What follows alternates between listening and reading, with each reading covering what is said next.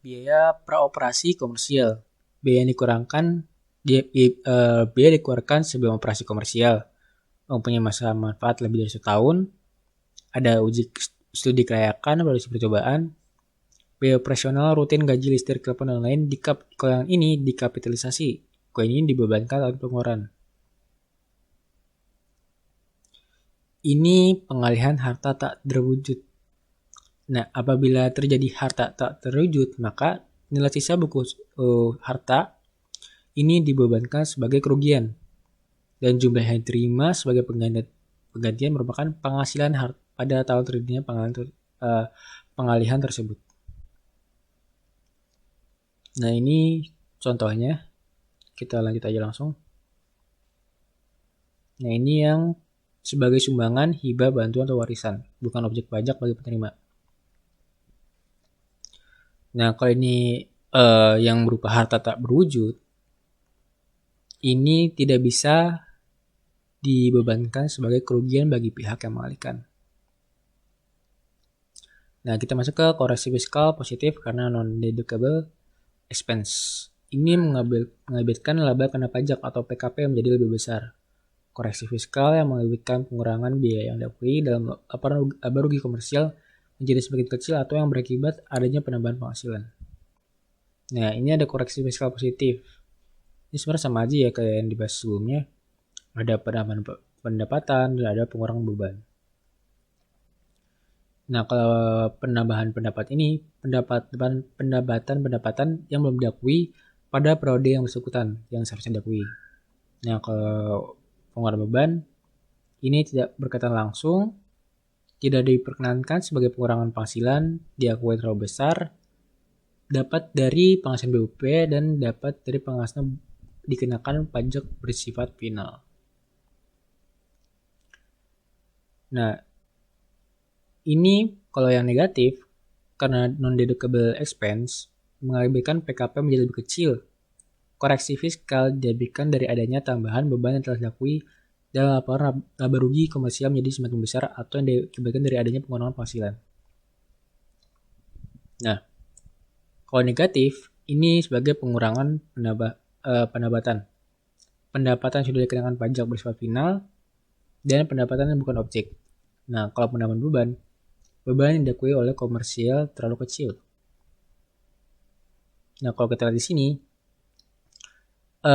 biaya secara langsung atau tidak langsung berkaitan dengan kegiatan usaha antara lain biaya pemain bahan ini deductible, ini berkenaan dengan pekerjaan atau tidak termasuk pada gaji deductible, dan seterusnya gitu. Kalian bisa lihat juga ada yang deductible dan non deductible. Nah, bedanya kendaraan perusahaan dibawa pulang dan dikasih pegawai ini 50% deductible dan non deductible itu 50%. Karena kan kendaraan perusahaan dibawa pulang dan dikasih pegawai itu kan biayanya itu hanya boleh dibebankan 50% dari total biaya. Dan juga terkait jabatan dan pekerjaan itu 50%, kecuali yang kendaraan itu yang tidak berkaitan dengan jabatan dan pekerjaan. Ini juga ada yang deductible dan non deductible, ada yang di persenan dan persenan. Kita lanjut, ini bisa dibaca sendiri ya gitu, dipahami satu persatu. Misalnya ada soal, kalian tinggal lihat di sini juga, ini maksudnya ke deductible apa non deductible gitu ya, gitu. Ini kan udah jelas banget gitu. Ada biaya penciptaan fiskal lebih besar dari komersial, itu non deductible. Terus biaya penciptaan fiskal lebih kecil dari komersial, itu deductible gitu. Nanti mungkin penghitungannya dibahas di selanjutnya.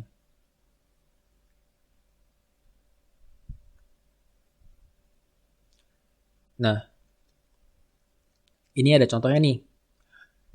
Ini adalah sebuah perusahaan. Ya, kita lanjut ke mesin produksi. Mesin dibeli pada 25 Januari 2018, harga 400 juta. Dengan manfaat 3 tahun, dalam penghutang pajak, mesin masuk ke dalam kelompok 1.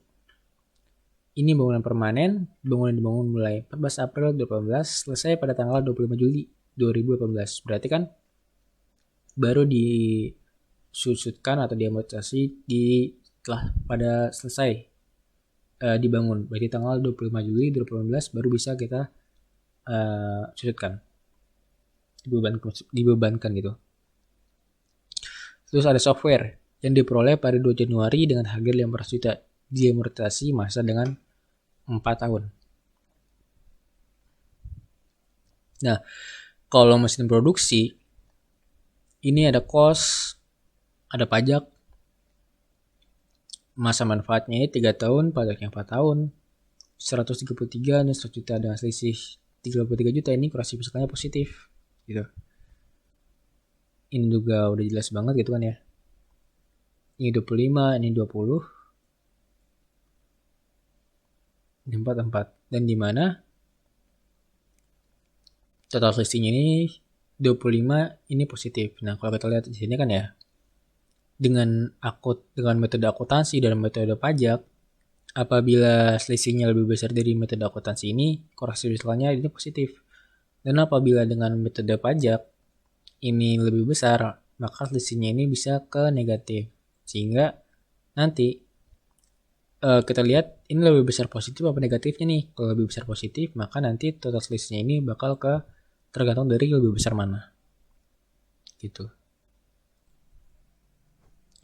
Mungkin sekian dari pembahasan yang telah aku paparkan dan yang telah aku jelaskan.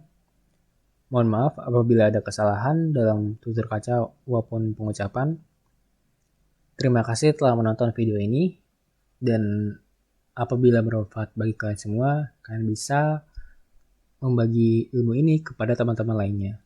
Semoga bermanfaat bagi kalian semua dan juga aku. Terima kasih. Wassalamualaikum warahmatullahi wabarakatuh.